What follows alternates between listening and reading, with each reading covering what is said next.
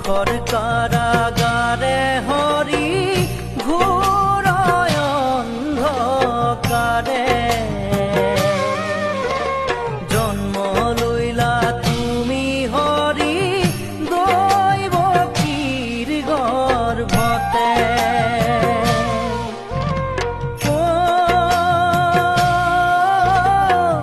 বসুদেৱে কোলে নয়া চলিলা বাটে তোমাক থয়া যোগ মায়া আনিলে যে কোনে হৰি মোৰ কংসৰ কাৰ